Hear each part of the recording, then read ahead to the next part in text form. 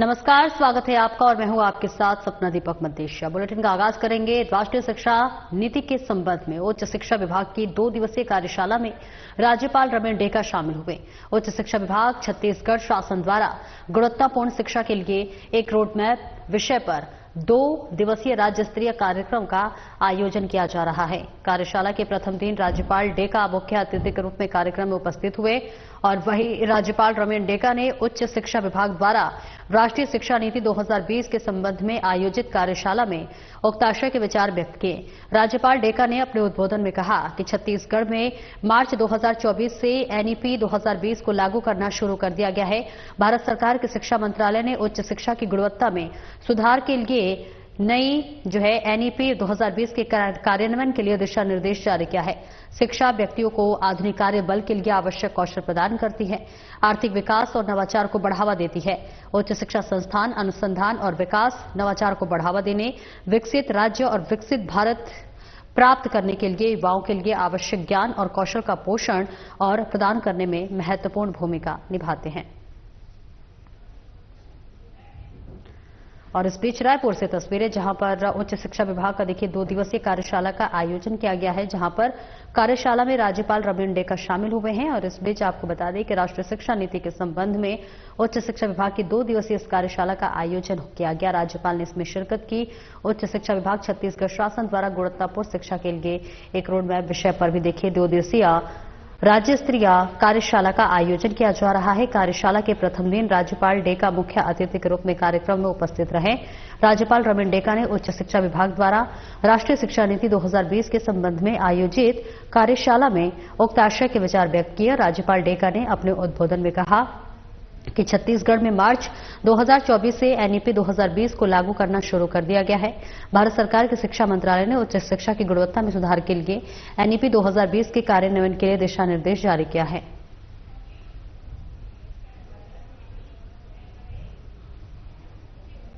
और वहीं कबीरधाम जिले के बोरला में आयोजित विराट हिंदू संगम में मुख्यमंत्री विष्णुदेव साय शामिल हुए। इस मौके पर उन्होंने यज्ञ में हवन पूजन कर समस्त प्रदेशवासियों के सुख समृद्धि और खुशहाली की कामना की। साथ ही संत समाज का आशीर्वाद लिया। सीएम साय ने कहा कि हम लोग कर्मा पूजा करते हैं, कर्मा पूजा को भगवान मानते हैं। हमारी माता बहनें उपवास रखती हैं, पेड़ पौधे की पूजा करती हैं। जो प्रकृति पेड़ पौधे भगवान शिव, माता पार्वती, गौरा गौरी की पूजा करते हैं, उससे बड़ा हिंदू और कोई कौन हो सकता है। इसलिए हमारे सनातन धर्म को आगे बढ़ाना है, विद्यार्थियों के बहकावे में नहीं आना है, विधर्मियों के बहकावे में नहीं आना है। और देखिए इस बीच तस्वीरें आपको दिखा रहे कबीरधाम से, जहां पर विराट हिंदू संगम कार्यक्रम का आयोजन किया गया। और इस बीच कबीरधाम जिले के बोरला में आयोजित इस कार्यक्रम में तमाम लोगों ने शिरकत की, जहां पर सूबे के मुख्यमंत्री विष्णुदेव साय ने भी शिरकत की। तस्वीरें आपको दिखा रहे हैं। इस मौके पर यज्ञ हवन भी किया गया और समस्त प्रदेशवासियों के सुख समृद्धि और खुशहाली की कामना भी की गई और बताया गया कि किस तरह से हमें पूजा पाठ में मन लगाना चाहिए और विधर्मियों के बहकावे में नहीं आना चाहिए।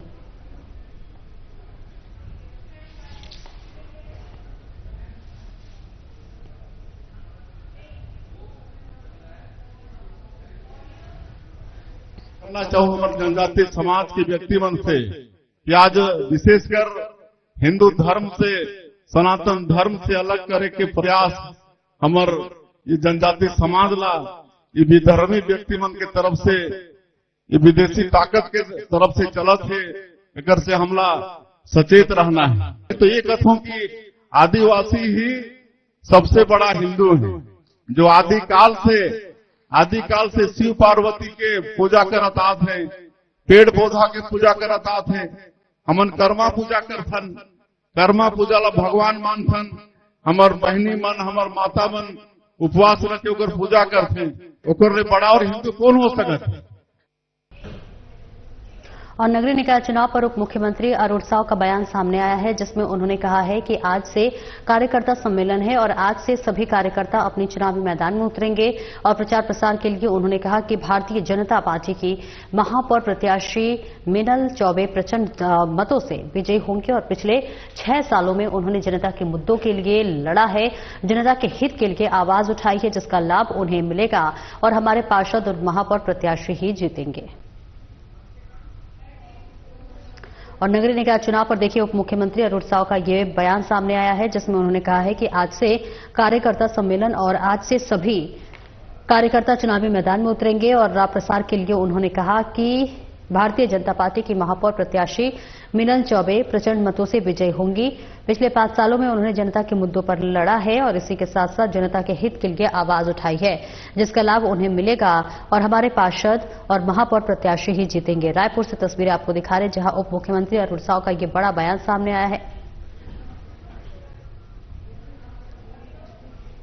मैंने वही कहा कि आज कार्यकर्ता सम्मेलन है, उत्साहित होकर आज से कार्यकर्ता चुनाव के मैदान में लगेंगे और इतिहास रचेगा। और इस बार जिस तरह से विधानसभा में चारों विधानसभा की सीटें हमने जीती और उपचुनाव में ऐतिहासिक वोटों से रायपुर दक्षिण का चुनाव जीता, ये तो रायपुर शहर की जनता को मूड बताने के लिए कि कैसा मूड है रायपुर शहर की जनता का। रायपुर दक्षिण का परिणाम हमारे सामने है और इसलिए इस बार निश्चित रूप से ऐतिहासिक वोटों से, प्रचंड मतों से हमारे प्रत्याशी मिनल चौबे जी जीतेंगी। और पिछले 5 सालों में मिनल चौबे जी ने जनता के मुद्दों के लिए लड़ा है, संघर्ष किया है, मेहनत किया है और जनहितैषी हमारी नेता हैं। तो निश्चित रूप से रायपुर शहर की जनता का आशीर्वाद हमारे महापौर के प्रत्याशी और पार्षद के प्रत्याशी सबको मिलेगा। और वही धान खरीदी की तारीखों का अंतिम दिन है, जिसको लेकर उप मुख्यमंत्री अरुण साव का बयान सामने आया है, जिसमें उन्होंने कहा है कि प्रदेश में विष्णुदेव साय की सरकार में किसानों ने धान खरीदी में बढ़ चढ़कर हिस्सा लिया और समर्थन मूल्य पर धान खरीदी की गई है। कृषक उन्नति योजना की राशि भी जल्द से जल्द किसानों के खाते में ट्रांसफर कर दी जाएगी। और आज धान खरीदी का अंतिम दिन है, सारी कैलकुलेशन के बाद तय किया जाएगा और साथ ही विष्णुदेव की सरकार में टोकन की व्यवस्था की गई थी। ऐसे में जिन जिन किसानों के टोकन कटे हैं उन सभी की धान खरीदी जारी रहेगी। और तस्वीरें दिखा रहे हैं जहां पर धान खरीदी का देखिए अंतिम दिन है, जिसको लेकर उप मुख्यमंत्री अरुण साव का भी देखिए बयान सामने आया है और जिसमें उन्होंने ये कहा है कि प्रदेश में विष्णुदेव साय सरकार में किसानों ने धान खरीदी में बढ़ चढ़कर हिस्सा लिया और समर्थन मूल्य पर धान खरीदी की गई है। कृषक उन्नति योजना की राशि भी जल्द ही जल्द किसानों को खाते में ट्रांसफर कर दी जाएगी और ऐसे में आज धान खरीदी का जो है अंतिम दिन है और सारे कैलकुलेशन के बाद तय किया जाएगा और साथ ही विष्णुदेव की सरकार में टोकन की व्यवस्था की गई थी और सभी टोकन कटे हैं तो उन सभी को धान खरीदी जारी रहेगी। देखिए, माननीय मुख्यमंत्री जी ने धान खरीदी को लेकर विषय बहुत ही स्पष्ट कर दिया है और एक अपॉर्चुनिटी भी दी है टोकन काटने का कि जो नहीं कटा पाए हैं और जिनके भी टोकन कटे हैं उन सब किसानों की धान की खरीदी होगी। और जिस प्रकार से राज्य सरकार ने विष्णुदेव साय जी के नेतृत्व में धान खरीदी की लगातार व्यवस्था की, मॉनिटरिंग की और उत्साहपूर्वक किसानों ने धान बेचा। अब बहुत जल्दी कृषक उन्नति योजना की राशि उनके खाते में जाएगी। आज अंतिम दिन है, पूरी कैलकुलेशन गणना के बाद सभी किसानों को बचा हुआ राशि शीघ्र उनके खाते में डाला जाएगा। और कलेक्टर डॉक्टर गौरव सिंह ने राष्ट्रपिता महात्मा गांधी की पुण्यतिथि पर कलेक्ट्रेट परिसर स्थित उनकी प्रतिमा पर माल्यार्पण कर अपनी श्रद्धांजलि अर्पित की। इस दौरान कलेक्ट्रेट परिसर और जिले के विभिन्न कार्यालयों में पदस्थ अधिकारी कर्मचारियों ने 2 मिनट का मौन धारण किया और कलेक्टर ने इस दौरान उपस्थित सभी अधिकारियों और कर्मचारियों को नशा मुक्त भारत के लिए शपथ दिलाई। वहीं कलेक्टर ने जिले में नशा मुक्ति के लिए चलाए जा रहे एक युद्ध नशे के विरुद्ध अभियान में भी सहभागिता करने का आह्वान किया।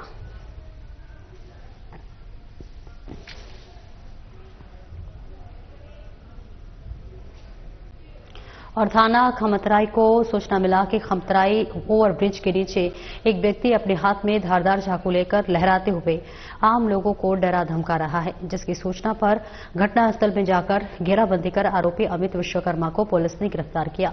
आरोपी के कब्जे से एक धारदार चाकू जब्त कर आरोपी अमित विश्वकर्मा के विरुद्ध एफआईआर दर्ज कर मामले की जांच में जुट गई है।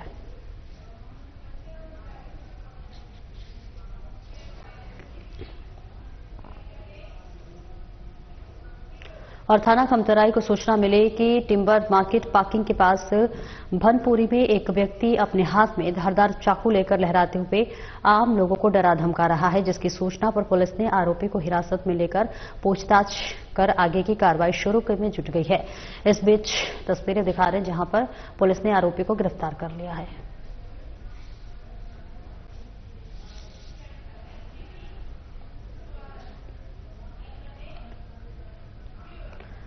और वह बुरहानपुर को स्थानांतरित होकर आई भव्या मित्तल ने 30 जनवरी को कलेक्टर खरगोन का कार्यभार ग्रहण कर लिया है। मित्तल वर्ष 2014 बेंच की भारतीय प्रशासनिक सेवा के अधिकारी हैं और इससे पहले वे बुरहानपुर के कलेक्टर के पद पर कार्यरत थी।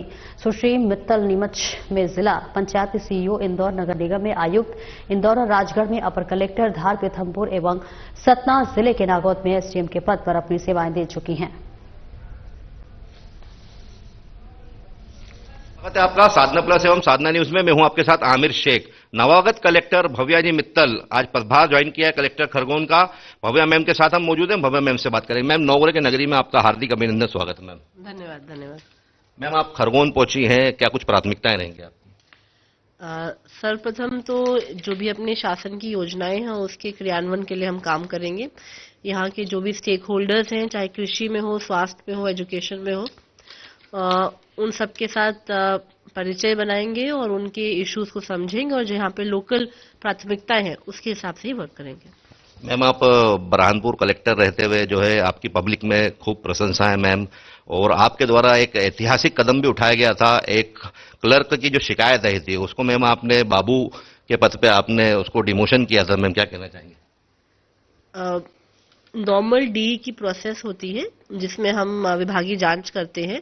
वैसे ही एक महिला बाल विकास अधिकारी के ऑफिस में एक बाबू थे जिनकी भी जांच की गई। विभागीय जांच में पाया गया कि उनके द्वारा करप्शन किया गया है, साबित हो गया था थ्रू एन ऑनलाइन ट्रांजैक्शन।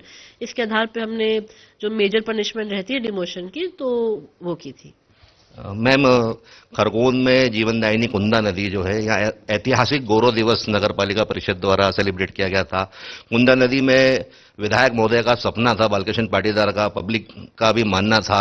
नौका विहार भी जो है कुंदा नदी में जारी है मैम, और ऐतिहासिक गौरव दिवस नगर पालिका परिषद द्वारा मनाया गया था।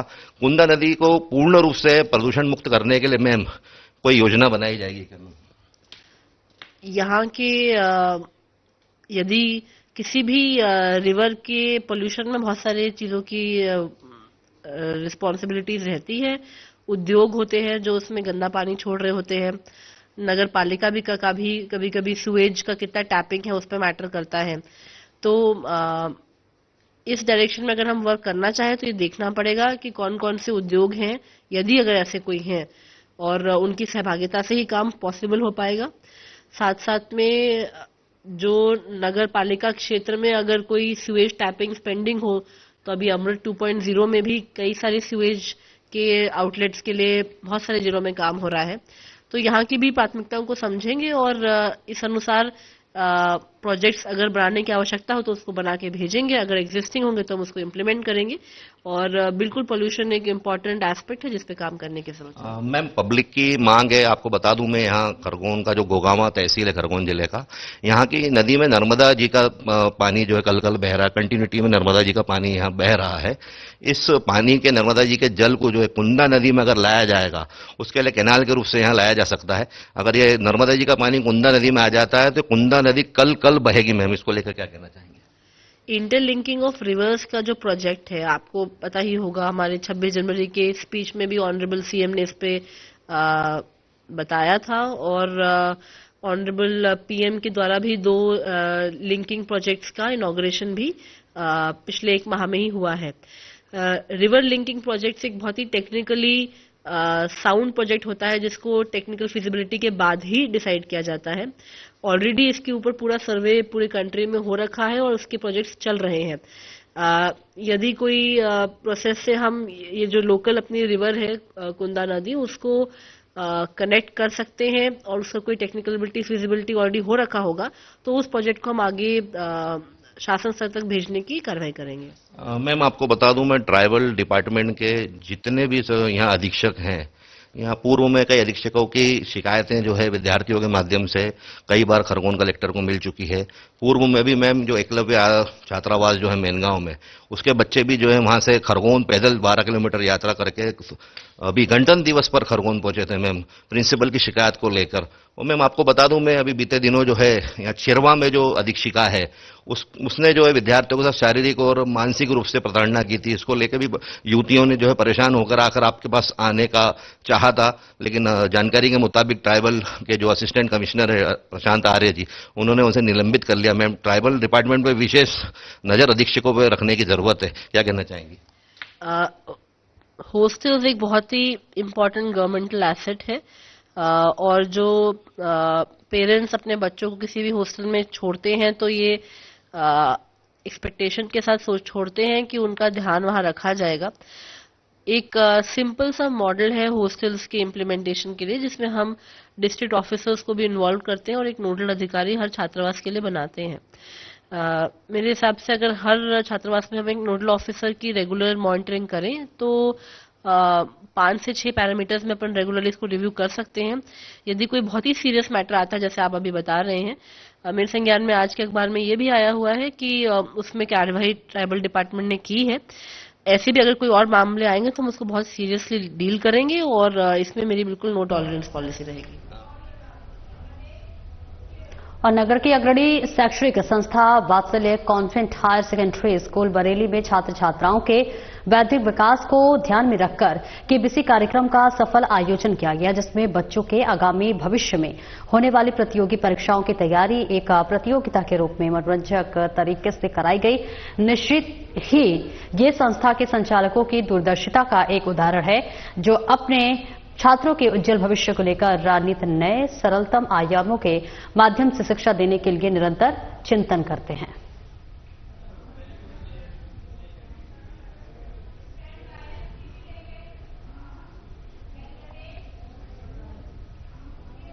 राजगढ़ जिले के सारंगपुर तहसील में लगातार खेतों में से पानी की मोटरें चोरी होने की शिकायत सारंगपुर थाने को मिल रही थी, जिसके बाद पुलिस जांच में जुटी हुई थी और जिसके बाद सारंगपुर पुलिस को दिन में तारे दिखाई देने वाले मोटर चोर गैंग को अपनी हिरासत में ले लिए। सहारनपुर थाना प्रभारी अंकश झाड़ा ने उनकी टीम द्वारा आरोपियों की तलाश शुरू की गई है। मुखबिर की सूचना पर इकलैरा निवासी समीर और तलेन निवासी दयाराम धनगर से पूछताछ की। पूछताछ में आरोपी ने मोटर चोरी की वारदात को कबूल किया।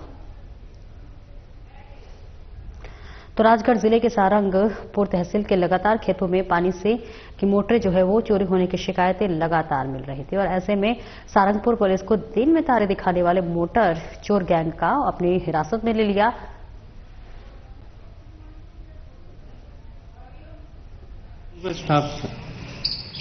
ठीक है, आपके द्वारा यह मामला मेरे संज्ञान में लाया गया है तो मैं इसकी जांच कराता हूं और जो भी आवश्यक कार्रवाई होगी वो की जाएगी। जो आपने अगर कुछ स्कूल ऐसे सूची देंगे मुझे तो मैं उनकी विधिवत जांच भी करा दूंगा। कुछ मास्टर लोग जाते भी नहीं है, कुछ ग्रामीण क्षेत्र में तो और बेकार स्थिति होगी शिक्षा विभाग की, यहाँ पर बच्चों को जानकारी। ये जो भी तथ्य आप बता रहे हैं इन सभी को मैं दिखवा लेता हूँ, फिर आपको बता दें।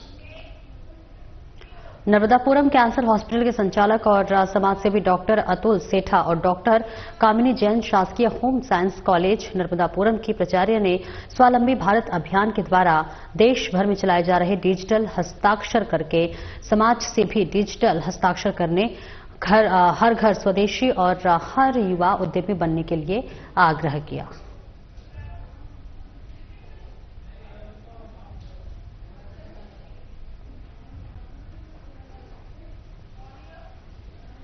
फरवरी तक पूरे देश में एक डिजिटल अभियान चलाया जा रहा है, जिसके अंतर्गत हर युवा को इसमें हस्ताक्षर करके हमें ये मांग उठाना है देश में कि पूरा हर घर स्वदेशी हो, हर युवा इसमें उद्यमी बने, बिजनेसमैन बने।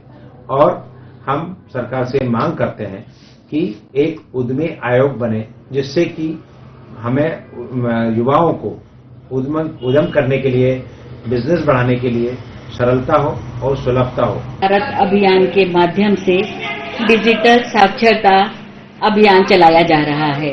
इस अभियान का उद्देश्य हर घर को स्वदेशी बनाना है, हर युवा को उद्यमी बनाना है और एक उद्यमिता आयोग की स्थापना करना है।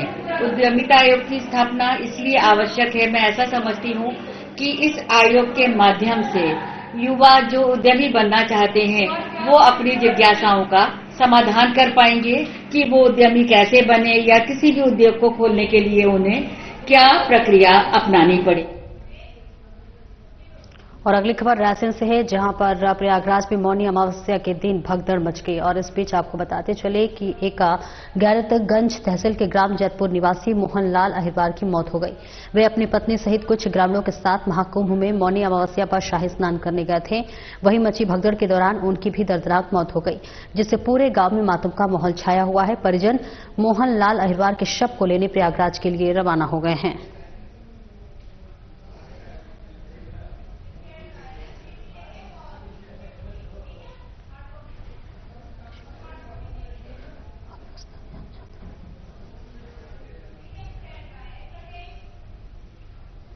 और अगली खबर शिवपुरी से है, जहां पर लगातार अव्यवस्थाओं से छात्र और छात्राएं लगातार परेशान हो रहे हैं।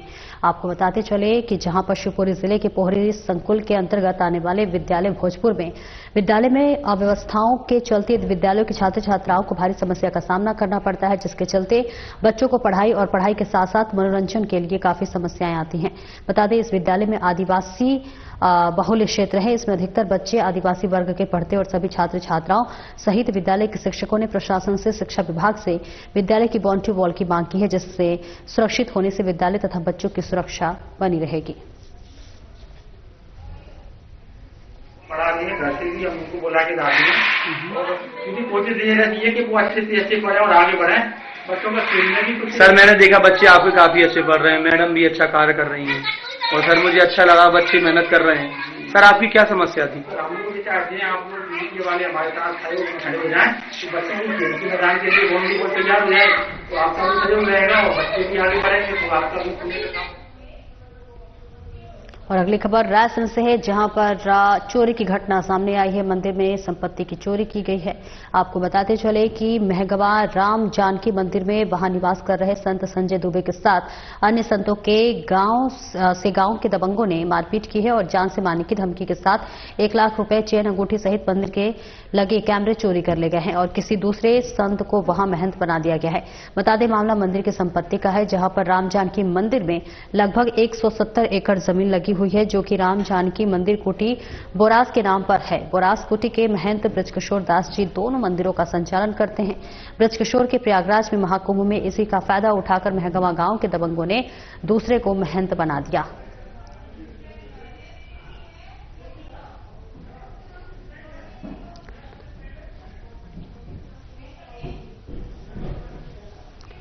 और अगली खबर उज्जैन से है, जहां पर राष्ट्रपिता महात्मा गांधी के उन्हें नमन किया गया और इसी के साथ साथ राष्ट्रपिता महात्मा गांधी की पुण्यतिथि पर उनका स्मरण किया गया। इस दौरान शहर कांग्रेस कमेटी ने गांधी जी की प्रतिमा पर माल्यार्पण कर पुष्पांजलि अर्पित की। इस दौरान जगह जगह कई आयोजन हुए, जिनमें गांधी जी को श्रद्धा सुमन अर्पित किए गए। शहर कांग्रेस कमेटी ने भी गांधी जी की पुण्यतिथि पर क्षीरसागर स्थित महात्मा गांधी की प्रतिमा पर माल्यार्पण कर पुष्पांजलि अर्पित करते हुए उनका स्मरण किया। और इस दौरान शहर कांग्रेस कमेटी के अध्यक्ष मुकेश भाटी और शहर महिला कांग्रेस कमेटी के अध्यक्ष सोनिया ठाकुर सहित बड़ी संख्या में कार्यकर्ता मौजूद रहे।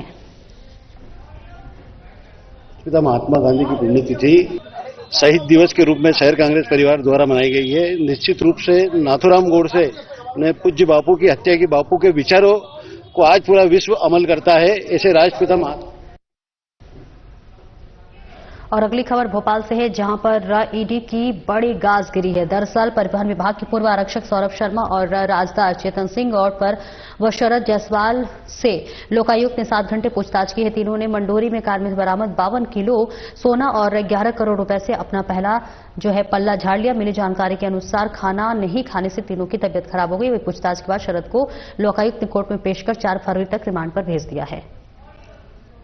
ये सब अभी पूछताछ में चल रहा है और अभी हमारी जानकारी के अनुसार जल्दी ही इन्हें भी गिरफ्तार कर लिया जाएगा। सर, चेतन के परिजन हमेशा कहते जान का खतरा है एजेंसियों से, इस पर एजेंसी से कोई जान का खतरा नहीं हो सकता है। एजेंसी तो कानून के रक्षक होते हैं।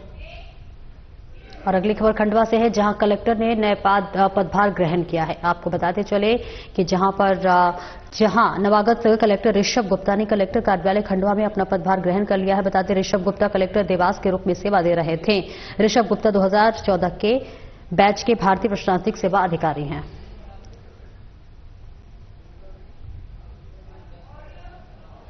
सभी को नमस्कार। सबसे पहले तो आपके माध्यम से सभी सम्मानित खंडवा के जिलेवासियों को नमस्कार। शासन की जितने भी हमारी प्राथमिक योजनाएं चल रही हैं, जो हमारे अभियान चलते हैं, साथ में और अगली खबर सिंगरौली से है, जहां पर सिंगरौली में एक बड़ा ही अजीबो-गरीबो मामला सामने आया है। जहां ये मामला सिंगरौली के 1500 आंगनबाड़ियों के बर्तन खरीदने से जुड़ा हुआ है। इन आंगनबाड़ियों के लिए 5 करोड़ रुपए के चम्मच, सर्विस चम्मच और जग खरीदे गए थे, जिसमें एक चम्मच की कीमत 810 रुपए बताई गई और इनमें एक सर्विस चम्मच की कीमत 1348 रुपए है। जिला कार्यक्रम अधिकारी महिला बाल विकास विभाग सिंगरौली में जिले की करीब 1550 आंगनबाड़ियों के लिए चम्मच, जग, करछी। फिलहाल इस बुलेटिन में इतना ही। नमस्कार।